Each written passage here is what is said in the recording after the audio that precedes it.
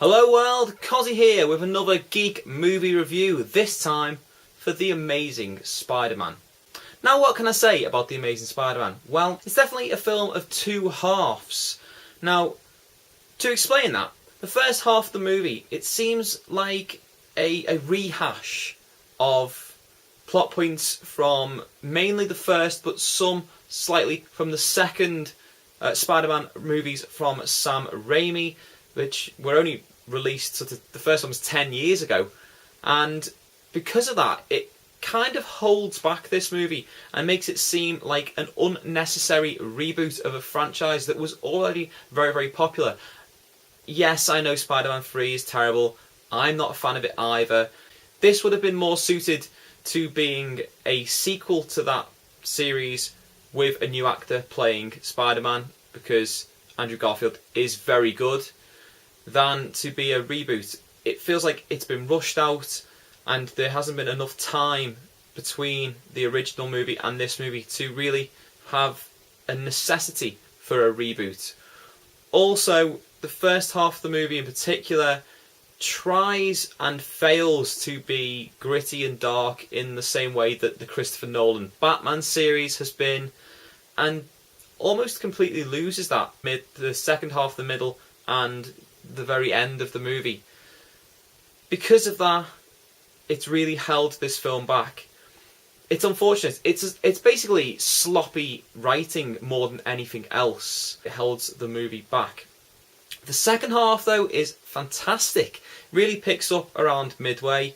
Basically once Parker, Spider-Man, gets his powers, makes his costume, and thankfully in this one actually makes web shooters, just like in the comics. Doesn't miraculously produce webbing from his wrists, which never ever made sense anyway. Spider-Man and Peter Parker are a lot more like the Spider-Man and Peter Parker we expect and we've grown up to know from TV shows and comic books and the previous movies. At points in the first half and slightly in the second, he's like an angsty teen, and that's not what we want to see. He also is a sort of rebel nerd who, even though he's got no powers, like fighting against the bullies before he does get powers, and it doesn't quite suit the character. Acting has been fantastic throughout the movie. Garfield is brilliant. Emma Stone, oh my god, she is gorgeous, and she is a perfect Gwen Stacy. Absolutely brilliant. Looks the part, is a fantastic actress, and you all know that anyway if you've ever seen anything that she's been in. Rhys Ifans as well is brilliant as Kurt Connors, and sort of good as the Lizard. Problem with the Lizard, and this is a problem that a lot of people were pointing out as they were leaving the cinema, people who don't know the comic book franchise maybe as well as myself and some of you will, the Lizard looks like Killer Croc. He doesn't look like the Lizard. And I heard a number of people saying to their friends and their boyfriend or girlfriends as we were leaving the cinema, I don't get why Spider-Man was fighting Killer Croc. Isn't he like a Batman bad guy? All down to the character design, the way the character looks.